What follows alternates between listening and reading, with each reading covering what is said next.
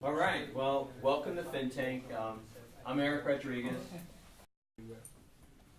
So I'm Ron Jacobs, and I'm going to talk today about AI, IoT, and blockchain, and how it's affecting marketing. I'm going to talk about AI, IoT, and blockchain, and I'm going to talk about how we're starting to engage customers at kind of a new intersection, and it's a new intersection of modern marketing. I'm more of a marketing guy, a data guy, to be honest. That's where I started my agency, thinking about how do we use data for things. And today, data drives everything. But really, the data, there's good news and bad news, because data has become sort of the DNA of businesses. It no longer is exactly the province of marketing. It's actually driving the whole business. So whereas it took a long time for marketers to finally get their hands on the data they wanted, now we have the insights, we have the behavior, the context, the intent, the sentiment, and the interaction data, but now that belongs to the whole enterprise. And that's helping to grow businesses. The big idea tonight was for me to lay out these use cases for AI, for IoT, and for blockchain.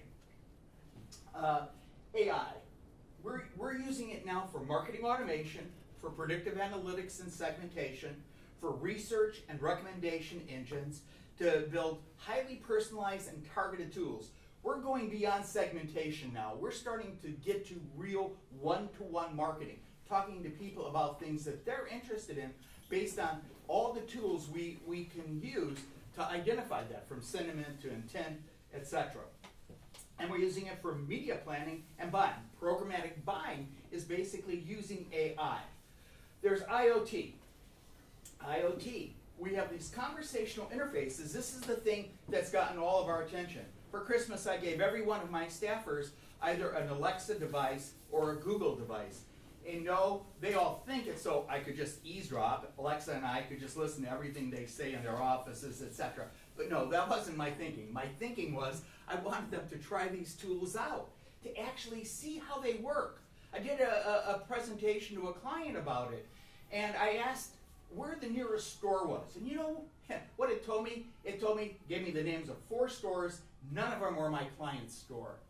My client has a problem, and I had to explain to them what that problem is and how they can begin to solve that problem. They don't have to listen to me, but if people are going to be searching via voice, which, by the way, most searches are now done by voice, more than half of them, and I'm not sure if you know this, the search tools, the Google tools that are going out and searching now for all the tools, these are now being based on mobile websites, not desktop websites.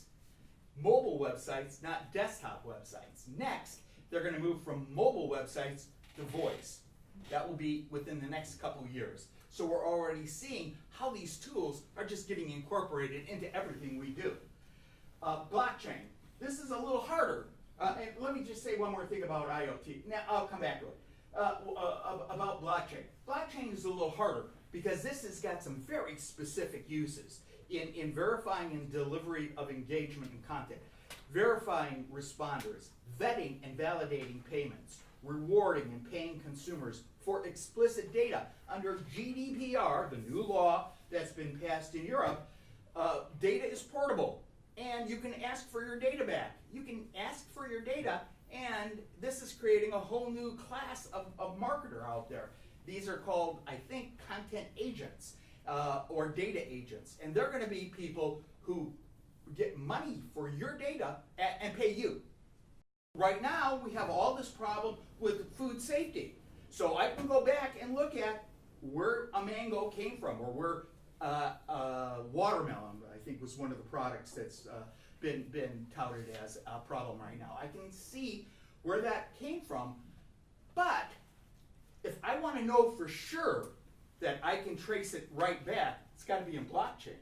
Because if it's just in some log somewhere, somebody could go on and fix that log.